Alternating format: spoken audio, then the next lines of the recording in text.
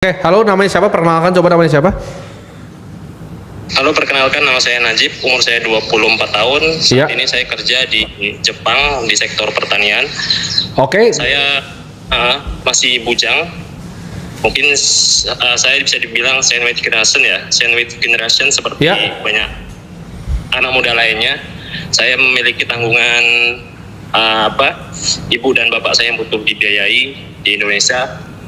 Dan ya, gaji saya sebulan mungkin bisa diinvestasikan kurang lebih 10-15. Gajinya berapa, Najib? Pertanian bidangnya di bidang apa? Di bidang pabrik jamur. Pabrik jamur. Oke. Posisinya sebagai? Sebagai staff. Ya, sebagai yang manen gitu, kadang ngepak-ngepakin jamur. Oke. Gaji bulanannya berapa? Income bulanannya?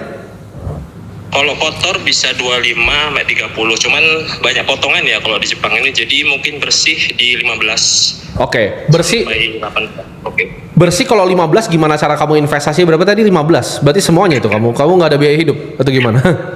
Kadang 20 sih bersih, kadang 15-20. Oke, berarti kamu pengeluaran bulanannya berapa?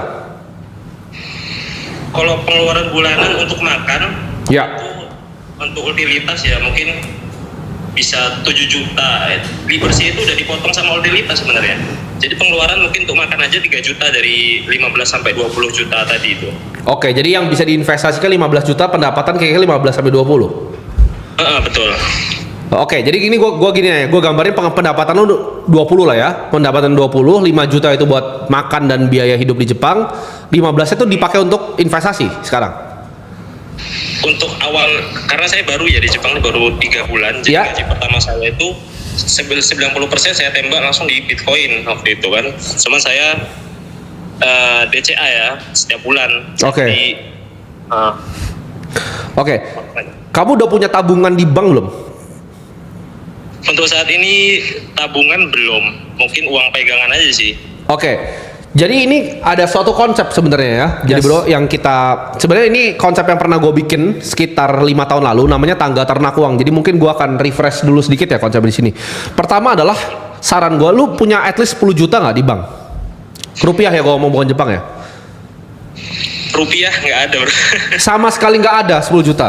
Damn. Nggak ada. Nah ini tangga pertamanya udah ngawur nih ya. Jadi ini teman-teman makanya kita mau benahin nih awal-awal. Dan kamu sandwich generation sekarang. Betul. Kamu dengan kerja di Jepang ini, kamu harus nanti menghidupi kedua orang tua kamu yang ada di Indonesia, betul? Betul. Mereka butuh berapa biayanya per bulan untuk kamu kirim? Saya kirim biasanya 5-7, kemarin 7 terakhir. Nah itu gimana tuh? Jadi 5-7 tuh dari mana tuh duitnya? Karena kata kamu pendapatan kamu 20, bisa invest 15. Mungkin ada sedikit revisi ya? Iya, nah coba yang benar. Bersih, cuman belum dipotong sama buat biaya orang tua tadi. Oke, jadi pendapatan bersih yang kamu bisa investasikan atau kasih ke orang tua 15 juta? Betul. Oke. Dapat. Oke. Step satu. Ini sebelum kamu bantu orang tua dan lain-lain. Gue ngerti ya bro ya, sandwich generation, karena gue juga sandwich generation. Dulu sebelum gue kaya, gue juga biayain kedua orang tua gue. Nggak kedua, salah satu. Tapi gue punya adik juga dan gue punya kakak. Sebelum bantu orang lain, itu bantu diri sendiri dulu ya. Jadi ibarat lu di pesawat, bro. Lu jangan kan itu dikasih tahu tuh di pesawat, kalau misalnya kenapa-napa lu pakai masker dulu baru kasih ke orang lain. Pay yourself first ya. Iya, keuangan ini sama bro. Jadi lu itu harus pakai masker lu dulu baru pakai masker yang lain ya.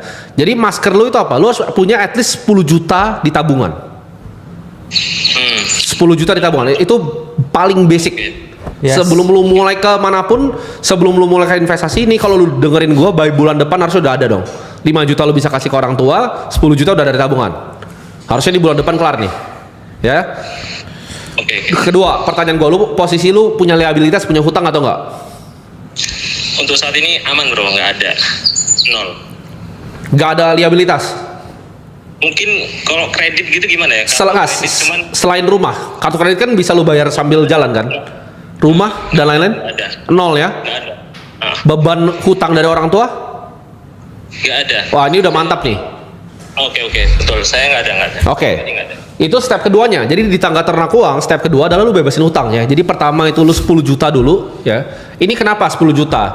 10 juta ini adalah sebagai pegangan lu aja sebenarnya. Lu harus sebagai manusia Iya. at least ada 10 juta di bank ya. Itu Sebagai makhluk hidup ya. sebagai makhluk hidup ya. Jadi bulan depan asal lu udah kelarin. Nomor 2 itu lu udah nggak usah, yaitu lunasin utang.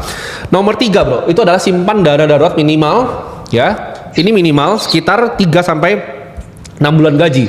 Jadi kita hitung gaji lu 20 juta, lu harusnya punya dana darurat itu sekitar 60 juta minimal. Nah ini berarti kan lu harus nabung nih. Halo? Oke. Iya, oke. Nah jadi gini, step 1 adalah lu sisihin 10 juta, ya kan? Step 2, lu jangan investasi juga lu, jangan beli Bitcoin, jangan beli S&P 500, jangan beli saham, jangan beli apapun, jangan beli obligasi. Lu nabung dulu. Oke. Dari 10 juta tadi, ini gua nggak minta lu taruh di reksadana pasar uang atau money market fund.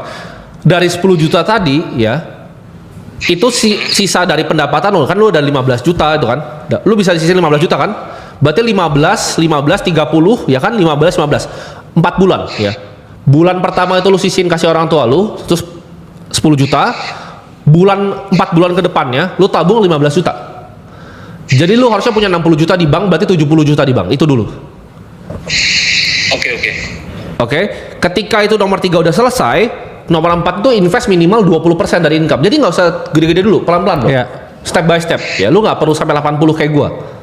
Pelan-pelan dulu, karena lu kan masih berproses kan, lu belum paham semuanya. Jadi kalau lu punya posisi di Bitcoin, jawabannya lu cairin semua sekarang, keluar semua. Out. Setuju. Oke. Ada berapa Bitcoin lu sekarang? Mungkin di 12 juta. Itu out. Nah, 12 juta aja lu out dulu. Jadi lu nggak usah nunggu sebulan. 12 juta tuh out dulu, itu lu masukin tabungan lu. Lu kumpulin sampai jumlahnya 70 juta jadinya. Oke, bro. Gitu. Oke. Dan ketika lu udah punya 70 juta tadi, baru kita sebutnya perang. Ya, jadi kita defensif dulu. Ya, di dalam investasi itu lu harus punya dana yang seperti ini. Kalau nggak nanti ketika Bitcoin turun, ya bisa naik bisa turun kan. Bitcoin kan volatil kan. Yes. Ketika Bitcoin turun lu makan pakai apa nanti? Kalau lu 12 juta di Bitcoin, Makan beling nanti. lu makan beling nanti tuh kan. Kata Bro Kakak lu makan beling nanti. Ya. Jadi jangan sampai makan beling. Orang yang coba memprediksi lu berharapnya oke 200.000 nih. Itu cuma jadi 20 juta. Iya. Hidup lu nggak berubah. Hidup lu nggak berubah, tapi kalau sampai turun, lu hidup di berabe. jalan. Lu hidup di jalan. Oke. Namanya itu bad asimetris jelek itu Iya. namanya tuh. Nah, kebalik tuh risk to rewardnya ya. Oke, bro. Iya. Oke. Masih ada pertanyaan di benak gua nih. Boleh. Tujuan saya nabung Bitcoin itu kan sebenarnya untuk jangka panjang gitu kan. Ya. Jadi dulu sempat nonton video Bro Timothy terkait video membahas tentang kalau umur kita istilahnya pembahasan mana ya dia yang cara buat kita cepat untuk meraih Ya. financial freedom itu Betul. dengan cara nembak 80%-nya di Betul. Bitcoin. Betul. Dulu pernah nonton video itu kan, tapi dari situ saya berasumsi secara Itu video tentang apa? Tentang investasi atau bukan? tentang alokasi pendapatan dan yang mana ya bro ya? Nah, ini salahnya nih. Itu kan video yang gue coret-coret itu video tentang investasi. Investasi itu tangga ke berapa? Itu tangga keempat. Yang keempat. Simpan buat nyerang itu tangga keempat. Lu belum beresin 10 juta nggak ada di rekening, lu belum beresin dana darurat 3 sampai 6 bulan. Kalau lu sampai amit-amit diapa-apain, ya, apa yang terjadi?